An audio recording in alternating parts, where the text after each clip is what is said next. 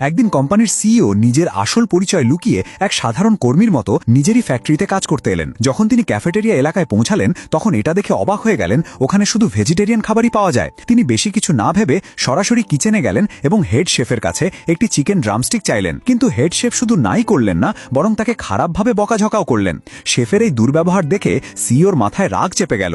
তিনি প্রায় শেফকে শিক্ষা দিতে যাচ্ছিলেন, ঠিক তখনই এক কর্মী এসে তাকে থামিয়ে দিল এবং নিজের সঙ্গে বসিয়ে খাওয়াতে লাগলো। খেতে খেতে সেই কর্মী জানালো, আমাদের এখানে অনেক দিন ধরে মাংস আসেই না, জানি না উপরের লোকেরা কি করছে। সিইও চিন্তায় পড়ে গেলেন। কোম্পানি তো কর্মীদের খাবারের জন্য বিশেষ ফান্ড বরাদ্দ করেছে, তাহলে এই বৈষম্য কেন? ঠিক তখনই এক ধনী ছেলে সেখানে এলো এবং সোজা সিইওর পাশে গিয়ে বসলো। এটা দেখে হেড শেফ তৎক্ষণাৎ ছুটে এলো এবং সেই ধনী ছেলেকে চমৎকার লাঞ্চ পরিবেশন করলো। সিইও সঙ্গে সঙ্গে জিজ্ঞাসা করলেন, ভাই ওকে কেন স্পেশাল ট্রিটমেন্ট দেওয়া হচ্ছে? ছেলেটি অহংকারের সঙ্গে জবাব দিল, তোমাদের মতো কর্মীরা মাংস খাওয়ার যোগ্য না। সিইওর মাথায় আবার রাগ চেপে গেল, কিন্তু আবারও সেই কর্মী তাকে শান্ত করলো এবং বলল, এখানে শুধু ম্যানেজমেন্টকেই ননভেজ দেওয়া হয়, কর্মীদের যা দেওয়া হয় সেটাই অনেক। এবার সিইও আর চুপ থাকতে পারলেন না।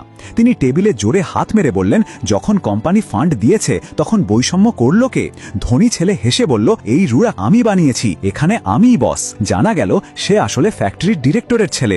নিজের পজিশনের সুযোগ নিয়ে কর্মীদের উপর চাপ সৃষ্টি করে। সে সিইওকে বলল, আমার কাছে ক্ষমা চেয়ে হাঁটু গেড়ে বসলে একটা ড্রামস্টিক পাবে। কিন্তু সিইও ঝুঁকতে অস্বীকার করলেন। এবার সেই ধনী ছেলে সবাইকে ভয় দেখাতে শুরু করলো এবং বলল, যে আমাকে পাপা বলবে তাকে চিকেন দেওয়া হবে। কেউ না বলায় সে নাম ধরে ডাকতে লাগলো। ভয়ে কিছু লোক নত হয়ে গেল। চাকরি বাঁচানোই তখন বড় ছিল। তারপর সে সিইওর কাছে এলো, মাংসের টুকরো মাটিতে ফেলে দিয়ে বলল, এটা তুলে খেয়ে ফেল, না হলে চাকরি থেকে বের করে দেব। এবার সিইওর রাগ বিস্ফোরিত হলো। তিনি সেই ধনী ছেলেকে সবার সামনে পিটিয়ে দিলেন। পুরো ক্যাফেটেরিয়া চুপ হয়ে গেল। কেউ বিশ্বাসই করতে পারছিল না একজন কর্মী ডিরেক্টরের ছেলেকে এভাবে পেটালো।